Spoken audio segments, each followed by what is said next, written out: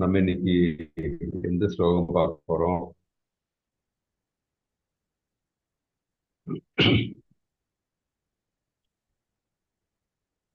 ஞாபகம் இருக்கா இன்னைக்கு என்ன ஸ்லோகம் பார்க்க போறோம்ட்டு?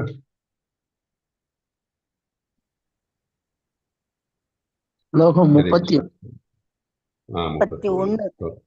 ஆமா, நம்ம இன்னைக்கு பாகவத்துல முதல் காண்டத்துல 9வது அத்தியாயத்துல 31வது ஸ்லோகத்தை பார்க்க போறோம்.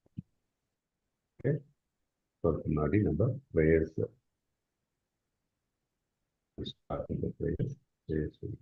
start the session. Okay.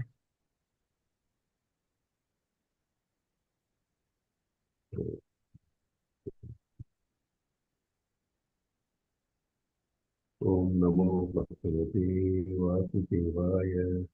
Om Namo Bhagavate Vasudevaya. Om Namo Bhagavate Vasudevaya.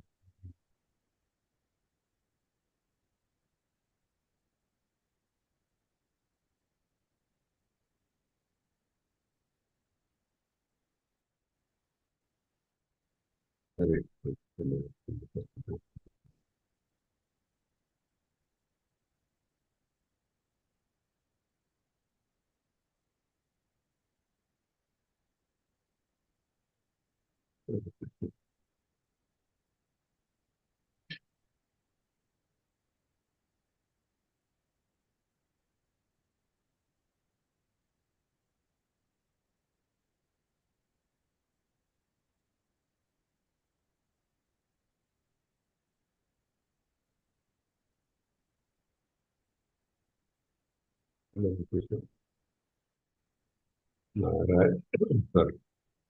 Om Namo Bhagavate Vasudevaya. Om Namo Bhagavate Vasudevaya. Narayanam Namaskritya Narottamam Devim Saraswatam Bhagavata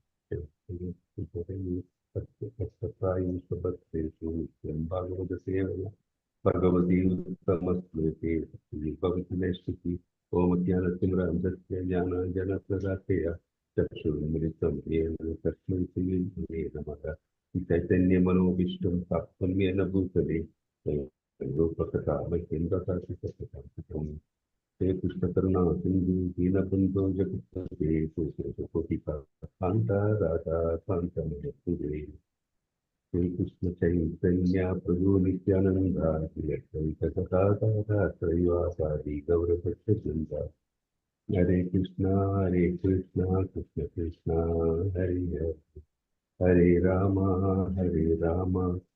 Rama Rama Hare Hare Hare Krishna. So நம்ம சொன்ன மாதிரி நம்ம இன்னைக்கு முதல் காண்டத்தில் 9வது அத்தியாயத்தில் 31 ஸ்லோகத்தை பார்க்க போகிறோம். ஸோ நம்ம இந்த 9வது அத்தியாயத்தில் என்ன பார்த்துட்டு இருக்கோம் பீஷ்மர் முக்கிய பற்றி பார்த்துட்டு அதுதான் அந்த சாப்டர் ஃபுல்லாக. ஓகே, ஸோ இந்த முக்தியின் விடியல் அப்படின்னு சொல்றது. ஏன்னா பகவான் நம்ம இந்த 31வது ஸ்லோகத்தில் என்ன பார்க்க போறோம்னா அவர் இந்த உடலை விட்டு நீங்கிறார். அதை பற்றி பார்க்க போறோம்.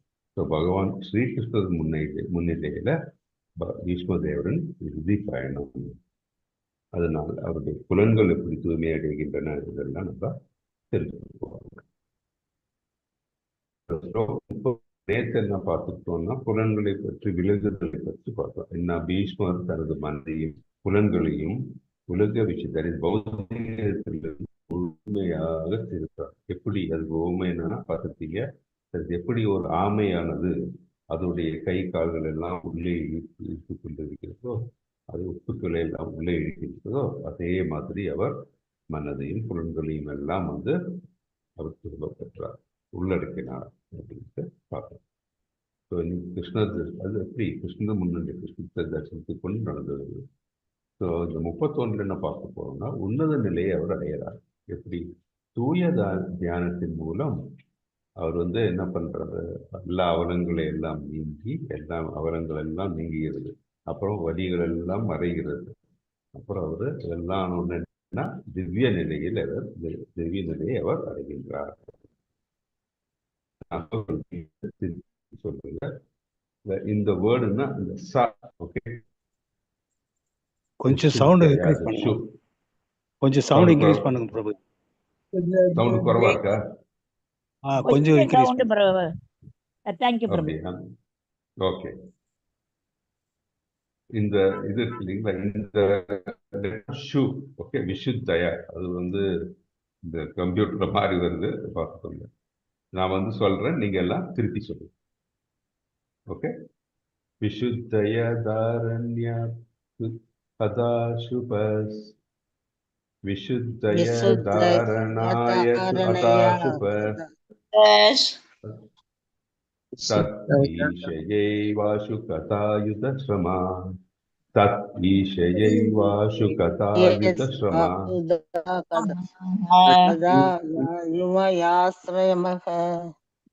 நிவ்ருத்த சர்வேந்திரிய விருத்தி விப்ரமஸ் நிவ்ருத்த சர்வேந்திரிய விருத்தி விப்ரமஸ்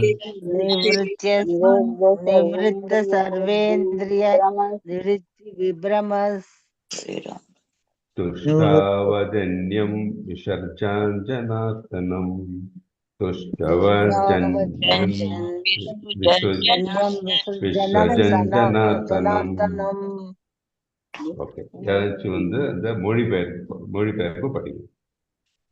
தூய நிலையில், தூய தியான நிலையில் பகவான் ஸ்ரீ கிருஷ்ணரை நோக்கி கொண்டிருந்த அவர் எல்லா பௌதீக அபசங்கடங்களிலிருந்தும் அம்பு காயங்களினால் விளைந்த எல்லா உடல் வேதனைகளிலிருந்தும் உடனே விடுதலை அடைந்தார். இவ்வாறாக அவரது புலன்கள், புறச்செயல்கள் அனைத்தும் உடனே நின்றுவிட்டன. மேலும் அவரது ஜட உடலை விடும் பொழுது எல்லா ஜீவராசிகளையும் ஆள்பவரிடம் அவர் திவ்யமான பிரார்த்தனைகளை செய்தார். ஹரே கிருஷ்ணா. ஓகே, நம்ம என்ன பார்த்தோம்? தட் இஸ் ஃபர்ஸ்ட் தியானத்தன்மை. என்ன, தூய்மையான தியானத்தினால் எப்படி கிருஷ்ணரை பார்த்தபடி விடுதலை அடைகிறார். எப்படி அவர் ஜட இயற்கையின் அனைத்து அவலங்களிலிருந்தும் உடனடியாக விடுபட்டார். அம்புகளால் ஏற்பட்ட உடல் வலியிலிருந்தும் விடுபட்டார். அவர் இந்த அன்பு படுக்கையில வந்து படுக்கும்போது அவருக்கு என்ன வலி இருந்ததா?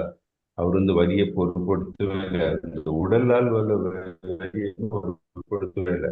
ஏன்னா பகவானே தியானித்திருந்தார். ஸோ நமக்கும் அதே மாதிரிதான், பகவானை தியானித்திருந்தது உடல் வலின்னு நமக்கு ஒரு பொருள் நம்ம பொருட்படுத்தவே மாட்டோம். என்ன நின்றது? இவ்வாறாக அந்த புலன்களின் அனைத்து வெளிச்செயல்களும் உடனடியாக நின்றன. ஸோ அவர் என்ன பிரார்த்தனை கேட்கிறார்? பிரார்த்தனை என்ன நடக்கிறது? அவர் தனது ஜட உடலை நீக்கும் பொழுது அனைத்து உயிரினங்களின் கட்டுப்பாளர் யாரு? பகவான். திவ்யமான பிரார்த்தனை செய்தார். பகவானிடம் பிரார்த்தனை செய்தார் அப்படின்னு பார்க்கிறோம். திவ்யமான பிரிவு அவர். இப்படி உடல் வலியிலிருந்து நீங்கினா இல்ல, அன்புகளால் துளைக்கப்பட்ட உடல் எல்லாருக்கும் நல்ல வலி இருக்கும். ஆனால் வந்து அதை மறந்தார். கதாயுத ஸ்ரம், தூய தானத்து இல்ல, பியோர் மெடிடேஷன் இருந்தார். பீஷ்மர் பார்வை முழுமையாக யார் மேல நிலைத்திருந்தது? பகவான் மேல் நிலைத்திருந்தது. பகவானே எப்படி சொல்ற, ஜனார்தனன். எல்லா உயிரினங்களும் அவரு தான் வந்து கட்டுப்படுத்துகின்றார். அதே மாதிரி எல்லா உயிரினங்கள் மேலும் வந்து மேர்சி இல்லையா, அவரோட கருணை காட்டுகின்றார். ஜனார்தனன் அப்படின்ட்டு தன் பக்தனுக்கு முன்னாடி தோன்றுகிறார். தோன்றி பக்தர் இச்சைப்படுகிறார்ல, அது மாதிரி பகவானே தோன்றுங்க, முன்னாடி நீங்க இருக்கணும், உயிர் நினைக்கிறாரு. அதே மாதிரி பகவானும் வந்து அதை சாதித்து கொடுக்கிறார். ஸோ ஜட உடல் வந்து எப்படின்னு பார்த்தா, நமக்கு மாயின் பரிசு, மாயை தான் தெரிகிறது இந்த ஜட உடல். நீங்க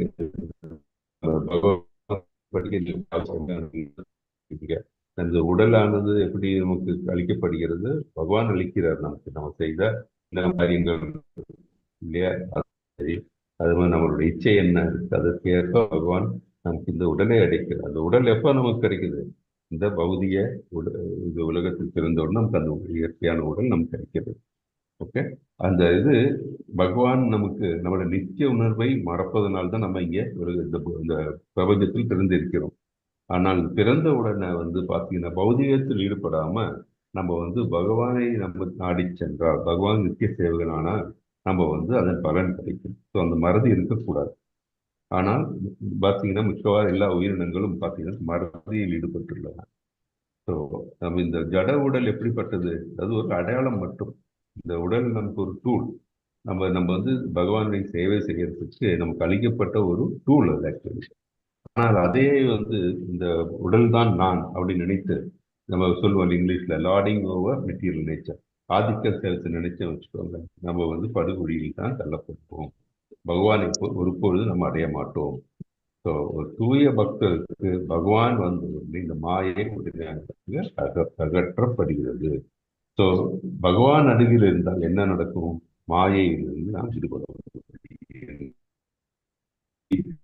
சூரியன் ஒளிக்கதிர் வரும்பொழுது இருள் அங்கிருந்து நீங்கி விடுகிறதோ, அதே மாதிரி பகவானை தாங்கி இருள் விலகி விடுகிறது. மாயை மாயிலிருந்து நாம் விடுபட முடியும். நம்முடைய அறியாமை, குழப்பம் எல்லாம் தூய்மையின்மை எல்லாம் அகன்றுவிடும் அப்படின்ட்டு பார்க்கணும் நம்ம.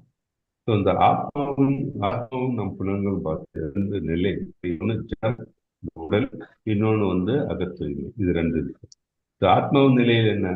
ஆத்மாவின் நிலை ஜடத்தில் நம்ம இருந்த மாயையால் கட்டுப்படும். ஆனால் அகத்தூய்மை நம்ம பகவானிடம் நம்ம வைத்து இருந்தால் என்ன ஆகும்? நம்ம ஆதியிலே நம்ம தூய்மையை பெறுவோம். புலன்கள் செயல் எப்படிப்பட்டது? மாசடைந்தது. ஜடவுடன் இருந்தால், ஜடத்தில் இருந்தால், அந்த பௌதிகத்தில் இருந்தால் நம்ம என்ன இல்லை அந்த செயற்கையில் தான் இருப்போம். அப்படி இருக்கும்பொழுது நம்ம எல்லாம் மாசுபடுகிறது. ஆனால் ஆன்மீகத்தில் இருக்கும்போது மாசுகளிலிருந்து நாம் விடுபடுகின்றோம். நம்மளுடைய செயற்கை எப்படி இருக்கும்? ஜடம் மாசுபட்டிருந்தால் ஜடப்பொருள்கள் இருந்தால் செயற்கை இருக்கும். பகவானை நினைக்கவே மாட்டோம். ஆனால் அகத்தூய்மை வரும்பொழுது பகவானை நாம் நினைத்தால் என்னாவும் பரம தூய்மையுடன் நமக்கு தொடர்பு ஏற்படுது. யார் இந்த பரம தூய்மையுடன்? பகவான். ஹரே கிருஷ்ணா பிரபுஜி. ஹரே கிருஷ்ணா. ஆதி தூய்மைனா அகத்தூய்மை வச்சுக்கோங்க. அகத்தூய்மை அப்படின்ட்டு எடுத்துக்கோங்க. அதான் பெட்டர். ஓகே, அகத்தூய்மைன்னு எடுத்துக்கோங்க. அதான் அந்த இடத்துல. ஆமா, ஆதி தூய்மைக்கு பதில் அகத்தூய்மை. ஆமா, சம்டைம்ஸ் என்ன ஆகுதுன்னா நம்ம இந்த இது இல்லையா பிரசன்டேஷன் அவங்க அந்த வேர்டிங்ஸ் சரியா வராது. ஓகே, கிருஷ்ணர் தூயதான ஆத்மா இந்த மாயிலிருந்து இருக்குது. அது நம்ம பார்க்கணும். ஓகே,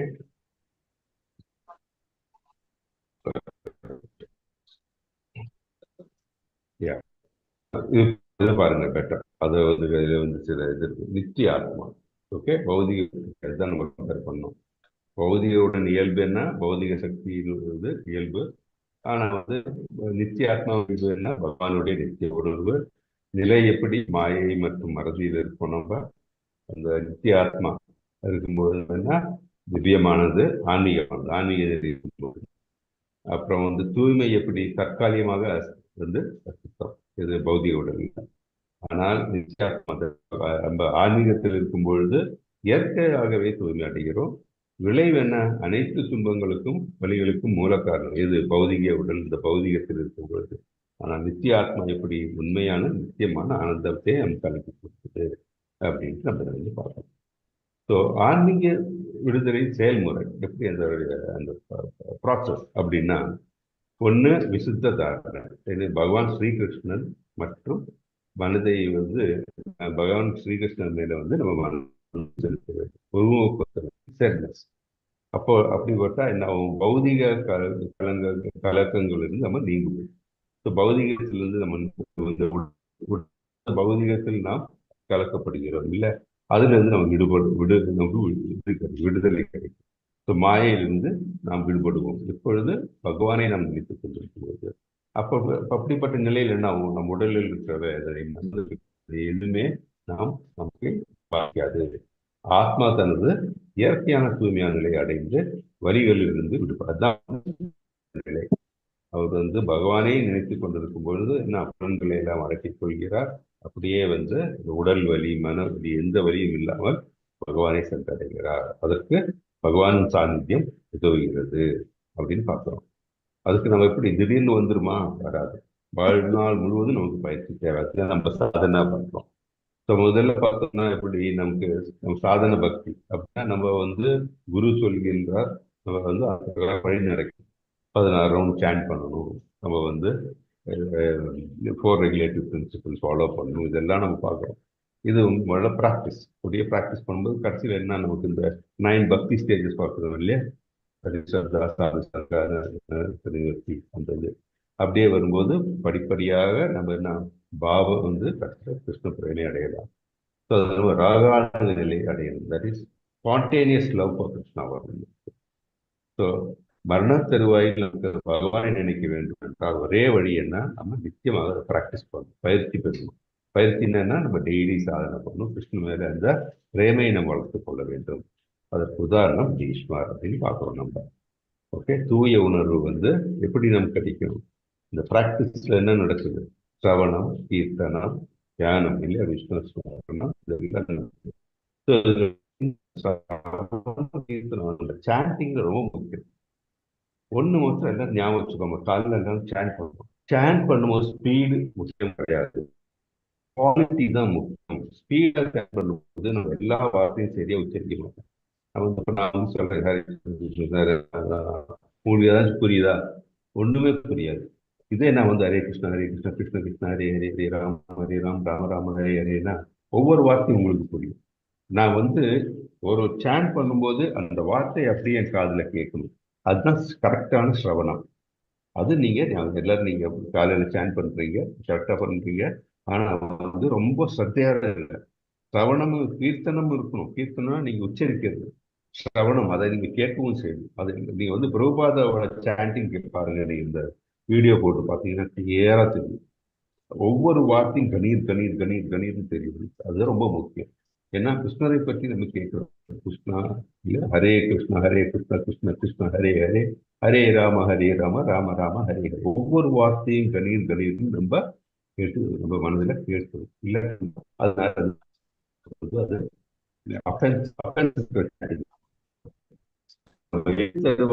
ஆயுதங்கள் என்ன, ஆயத்தம் என்ன, தொடர்ச்சியாக நினைவு சொல்லுங்க. பகவான் எப்படி சாந்தி நம்ம சாதனைகளை செய்யணும், இடைவிடாத ஜபம் இருக்கணும், பற்றுதல்கள் நம்ம வந்து ஒவ்வொன்றா அந்த ஒவ்வொரு பற்றுதலையா வீட்டில் ஏதாச்சும் நம்ம பிடிச்சிட்டு இருந்தோம் வச்சுக்கோங்க, அது நம்ம பௌதிகத்தில் இழுத்து விடும். அதான் சொல்றோம் இல்லையா? ஒரு துளி அளவாச்சு நமக்கு ஒரு ஆசை இருந்தா மீண்டும் இந்த பௌதிகத்தில் பிறக்க வரும். அன்னபிலாத சூன்யம். மனதில் கிருஷ்ணரை தவிர எதுவுமே இல்லாமல் அந்த நினைப்பு அந்த நிலையில் இருந்தால் பகவானை சென்றடைய முடியும். அப்படி இல்லாம நம்ம வந்து செய்யறோம் சொல்லிட்டு நம்ம பகவானை நினைக்கிறோம் சொல்லிட்டு ஆனால் பௌதிக ஆசைகள் நம்ம மனதில் இருந்தால் கண்டிப்பாக நம்ம மீண்டும் நம்ம பிறப்பிறப்பிலிருந்து விடுபட முடியாது. உண்மையான பலன் என்ன நமக்கு? இப்படி பக்தி வந்து உறுதியானது, அது ஈடுபட வேண்டும். அப்படி இல்லைன்னா நம்ம செய்யறதெல்லாம் ஒரு சடங்கு மாதிரி ஆகும். சடங்குகள் என்ன? வெறும் வந்து கற்பனை மாதிரி மேலோட்டமானது. அதனால ஒரு பிரயோஜனம் கிடைக்காது. அது நீங்க எல்லாரும் நம்ம மனதில் வைத்து சொல்ல வேண்டும். ஸோ சாஸ்திர ஆதாரம் எதுல இருக்கு? பகவத்கீதையில இருக்கு, ஸ்ரீமத் பாகவதத்துல இருக்கு, பிரபுபாதோட விளக்க உரையில இருக்கு. இது எல்லாத்துலயும் இதே ஒண்ணு தான் சொல்லியிருக்கு. என்ன? தட் இஸ் நம்ம வந்து சாதனை செய்யும் பொழுது முழு மன நிறைவு பகவானை நினைத்துக் கொண்டு செய்ய வேண்டும். மேலோட்டம் செய்யக்கூடாது அப்படின்னு வந்து எல்லா சாஸ்திரங்களும் அதான் சொல்லியிருக்கு. கிருஷ்ண உணர்வு உடலை நீர்த்த மகாஜனங்கள் வரலாறு என்ன, தத்துவங்கள் என்ன கொடுத்து அவர்கள் எதுவுமே வேண்டாம். பகவான் தான். பீஷ்மருடைய எக்ஸாம்பிள் என்ன? பகவானே முன்னால் நீங்கள் வேண்டும், உங்கள் சந்நிதியில் தான் என் உயிரை நாம் விட வேண்டும் அப்படின்றார். இல்லையா? அவர் இச்சா மரணம் இருந்தது. அவர் நினைத்த மாதிரி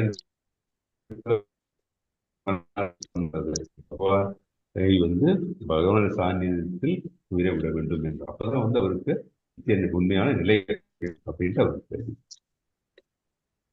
நம்ம ஆன்மீக பயிற்சி சாண்டிங் வேணும், பிரின்சிபிள்ஸ் வேணும், சாஸ்திர படிப்பு இருக்கணும்.